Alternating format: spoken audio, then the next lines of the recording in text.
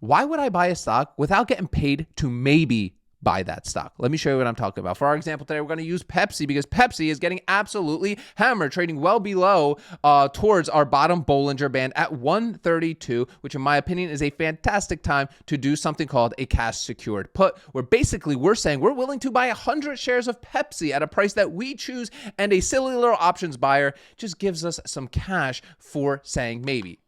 It's kind of like selling insurance for their shares. So right here, we're going to go to trade options right here. We're going to click sell a put, and then we choose our expiration date on which we'd have to potentially buy those 100 shares. I'm going to go 32 days out. I usually like to be 30 to 45. This is called the options chain. It's intimidating for a reason, right? Because people don't want you to learn this strategy for yourself, okay? So right here on the left-hand side is where we can choose a strike price that we'd be comfortable purchasing Pepsi at, right? So currently it's trading at 132. Retail, dumb money. They just go out there and buy it at 132, right? But now what you can actually do is you could say, hey, you know what? I'd buy it if it hits 130. If it hits 130 in 32 days, I'm willing to buy 100 shares at 130 for shares, right? And an options buyer, right, would actually pay you right now $247 just for saying maybe. Let me make it full circle here. I'm just going to toss this into our cash secured put calculator. All my calculators and content here are completely for free, guys. I want you to actually use this stuff. Link will be in the descriptions. Join our Facebook group. All that content and calculators are there for you.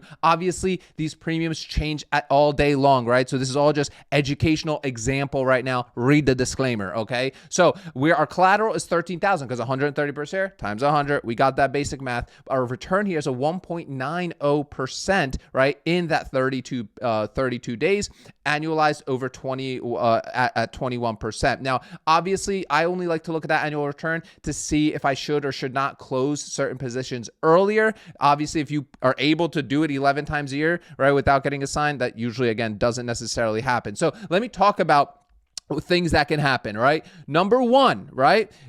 Pepsi stays above $130, your contract will expire worthless, your collateral's freed up to you to run another play in a different opportunity. Cool, right? And you obviously collected that premium already up front. Second thing that can happen is Pepsi will drop to 130, 125, 120, $1 right? You're on the hook to buy those 100 shares at 130. That's why I always recommend doing this kind of strategy on companies that you believe in long term, so you don't get burned. I see a lot of people doing like really sketchy companies, chasing premiums and really hurting themselves long term. If you want to learn more about this strategy, make sure that like button. Also, make sure to follow and drop any questions that you have down below, and head over to the link in bio right now. Join that Facebook group. All the calculated stuff I just showed you are there for free for you.